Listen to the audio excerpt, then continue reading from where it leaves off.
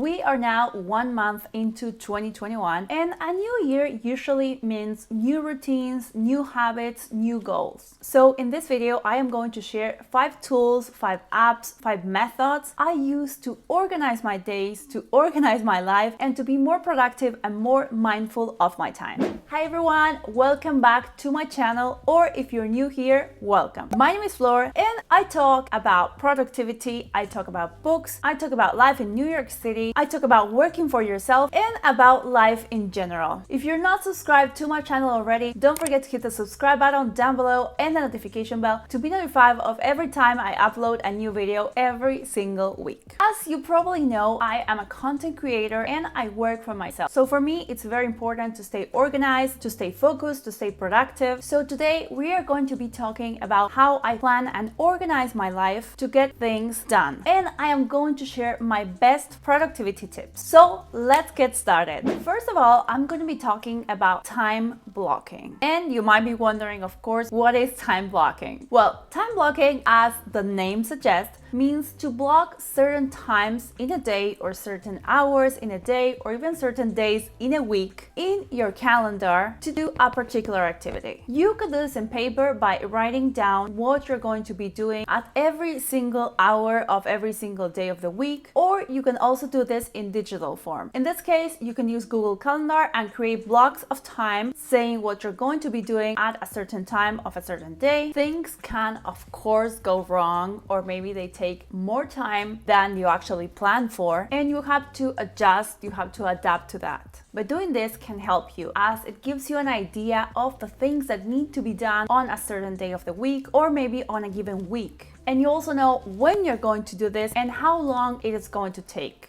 I will have the weekly schedule I use linked down below in case you want to download it and print it and use it yourself. The second thing we're going to be talking about is called time tracking. And time blocking and time tracking sort of go hand in hand because they complement each other, because they help each other out. And if you do one thing without doing the other, you might feel like something is missing. But if you do everything together, you might see how these two things work out really, really great and help you be more productive and more mindful of your time. For example, sometimes it's really difficult to block out a certain time of minutes or hours in a day for an activity if we really don't know how long that activity is going to take us. That's when time tracking comes really, really handy. So I suggest that prior to time blocking, and in case you don't know what activities you do on a daily basis, that I know that sounds weird, like you don't know what you're doing, but trust me, you think you're doing certain things on your everyday life and probably you're doing a lot more and you keep forgetting about those and the time those activities take you. So trust me on this one, time track before doing time blocking unless you're 100% sure of the things you're doing. So that being said, how does time tracking work? Basically, you're going to be tracking every single thing you do since the moment you wake up until the moment you go to bed. And I mean everything. So for example, you are going to wake up and you can write down either on a piece of paper or on a note on your phone, or you can use other apps and you're going to write, for example, 7:30, wake up. If you spend time in bed, for example, with your phone or maybe trying to be more awake, you are going to write that down. If you then go to the bathroom and you take a shower, you do your skincare routine or you do your makeup, you are going to write that down. If you walk your dog in the morning, write that down. You make yourself a cup of coffee, write that down. Basically, every single thing you do, you are going to write that down. At what time you started that activity, at what time it ended, and that's going to show you how long it actually takes you to, for example, walk your dog or make your daily cup of coffee. As I mentioned, you can use pen and paper, but in my case, the app I love for this, and I've been using it for around, I'd say 3 months now, is called Toggle. Toggle allows you to track your time in a really, really easy way. So you can use the web version, or you can also use the app that is available for both Android and iPhone. This will be linked down below as well, so you can go and check it out. And what you do on Toggle is that you open the app and you write down what you're going to do. For example, let's say make morning coffee. So you you write that down. And you can use categories as well to categorize everything you do. For example, everything you do in the morning before actually starting to work can be your morning routine. If you take breaks for lunch, you can have a category that's called lunch. So every day when you stop working and have lunch, you start that timer. And basically you have different timers, and in the end you see your whole day with the different blocks of time, with the different things you've done that day and how you've spent your time during that day. Honestly, I love this app because it has helped me be more mindful of my time, more aware of the time I have in a day and how I am really spending it. Because you might have one vision, as I mentioned, and then your day is completely different from what you really think it is. So once you're tracking your days for maybe a couple of days or a couple of weeks or maybe a whole month, then you can maybe move to time blocking, because now you know, for example, how many minutes or how many hours a day it takes you to answer your email, or maybe you know how many hours a day it actually takes you to put together a proposal that you need to send to a client, and so you can block time on your calendar accordingly. But of course you can also use time tracking on its own to help you be more mindful of your time, more productive on your day-to-day life. The third thing I use all the time, and I recommend you do it as well, is to have a to-do list. To-do lists are not something new or original. They've been here for a really long time, and I'm sure you already use one of them. But in case you don't, you might want to think about it. Again, of course, this can be a paper version or a digital version. In my case, I prefer to use paper for this because I like the feeling of writing things down and then crossing them out when they're done. But if you prefer to be on your phone or your computer for your to-do list,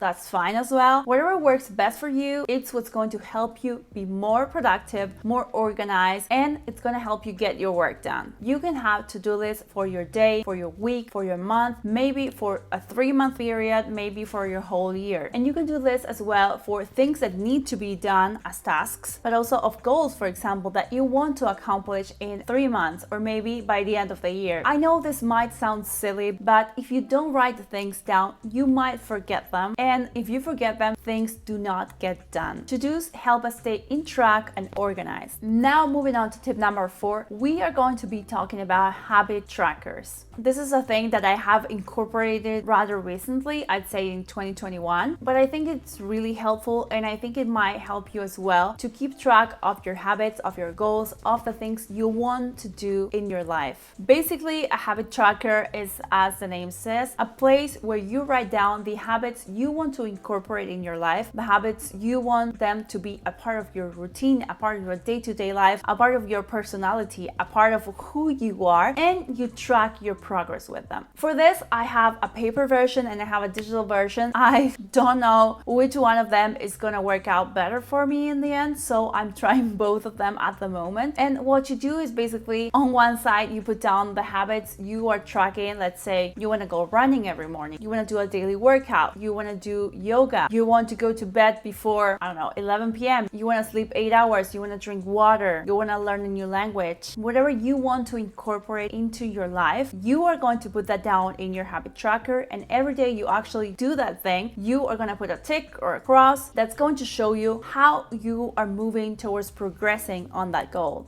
Being able to see all those crosses, all those ticks on all those different days that you have actually done this thing that you want to do is going to help you. It's going to make you feel more motivated, even on those days where you don't feel like going for a run, for example, because it's raining, because it's cold, or maybe you want to eat junk food instead of eating healthy. Actually being able to see your progress is going to make you stay on track with your goals, with the person you want to become. As I mentioned, I use a paper habit tracker, and I have another one on Notion as well. I will be linking both of them down below in the description box in case you want to grab them as well, print them, or use them on Notion and track your progress. And last but not least, you should have what we call a brain dump. And I know the word does not sound fancy, or maybe it's not cute, but it is exactly what the word says. It is a place, maybe a piece of paper, maybe a digital note, where you write everything that comes to your mind, everything that's clogging up your brain. So let's say you're working on something and something pops into your mind. Maybe I need to go to the grocery shop to get certain things on my list to make dinner for tonight. Or maybe you're trying to go to sleep and you can't fall asleep because you're thinking about the things that need to get done on the next day, or you're thinking about an appointment you need to make with your doctor. Believe it or not, everything that you keep on thinking about but you do not write that down or put that down on some kind of list is up in your mind, and it's not letting you do your usual work. It's not letting you sleep, does not let you relax. So I suggest that while you're working, or maybe during your whole day, you have a notebook, paper notebook again, or digital one, and you write down whatever comes into your mind that is distracting you from the task you're actually doing in that moment. That way you free up space in your mind for other things, for more productive things, and you can keep focusing on what you're actually doing at that time. At the end of the day, or at the end of your work session, you can go back to that brain dump and you can see what of the things you wrote down maybe were pointless and you do not need to give them a second thought. Maybe which of those things you should put down on your to-do list that we mentioned before, or maybe which of these things you need to put down on your calendar. You need to block time to get these things done. So that is it for today's video. If you have any questions or any suggestions on how to organize your life, how to be more productive, more mindful of your time, of course, do leave them down below in the comments, because maybe you're using a different tool, a different method to organize your day-to-day life that might be useful, and I would love to know about that. And if you like this video, you might like some of the other videos I've done in the past. I've done one about working or studying from home and all the tips I have on that. It will be linked up here and also down below in the description box. I've also done a video about how to learn a new language if you're thinking about learning a new language in 2021. If it is one of your goals for this new year, it will be linked up here as well and also down below. And I have also done another video about working on your side job, on your side hustle while you have a 9-to-5 job. This will also be linked up here and also down below, and I think you might find these videos helpful as well. And as always, if you like the video, don't forget to give it a thumbs up and to subscribe to the channel if you're not subscribed already, and activate the bell notifications to be notified of every new video I upload every single week. So that's it. I'll see you on the next one. Bye!